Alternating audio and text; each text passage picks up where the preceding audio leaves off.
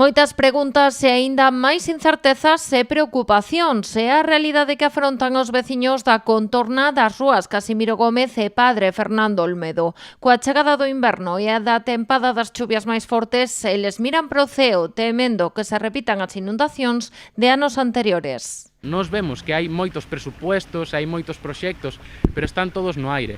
Entón, o que queremos é que traballen, que se coordinen e que fagan unha proposta real, seria, que vaya coordinada entre as dúas administracións, que é o que é necesario. Aquí precisamos coordinación entre as administracións, senón non se resolve o problema. Hoxe, eles mesmos calzaron as botas e as roupas de auga para revisar o estado do río Valdecorvos o seu paso polo Centro Galego de Tecnificación Deportiva nun acto de protesta organizado pola Asociación de Afectados polas Inundacións. Entón temos moitísimas preguntas que non sabemos, que tanto o Concello como a Augas de Galicia non saben a resposta. Non lles convence, por exemplo, a proposta do Concello de construir un novo colector na rúa José Malvar. Ese tubo que está alimentando a Ence ahora mesmo tamén vai impedir ese rebosadeiro e xa está impedindo o cauce actual do desagüe do Valdecorvos.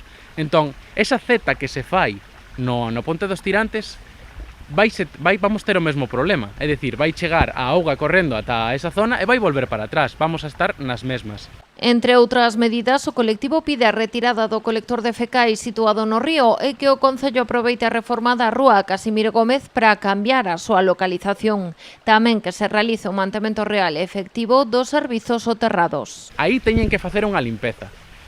Facer un mantemento o mellor soluciona o 50% dos problemas. Entón, cando haxa unha chuvia que non é tan copiosa como as que estamos vendo ahora mismo en Sevilla e como foi na Dana o ano pasado, podemos solucionar unha chuvia que é máis ou menos asequible para este tramo, cun mantemento mínimo, é dicir, facer unha limpieza da tubaxe que está soterrada. Ademais, preocupa aos veciños o impacto que a construción de novos edificios, tanto na antiga parcela de Tafisa como na zona de Valdecorvos, pode ter na súa problemática.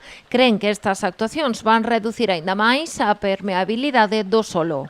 E siguen construindo na zona de Valdecorvos, e siguen construindo na zona de Tafisa, e siguen construindo todo ao redor, co cual eso vai tamén restar capacidade de absorción, vai ocasionar aínda máis inundacións.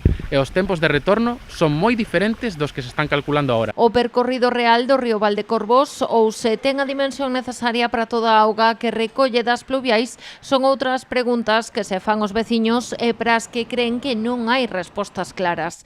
E todo mentre se aproxima un inverno o que se chegará lamentan sen que as administracións teñan os deberes feitos.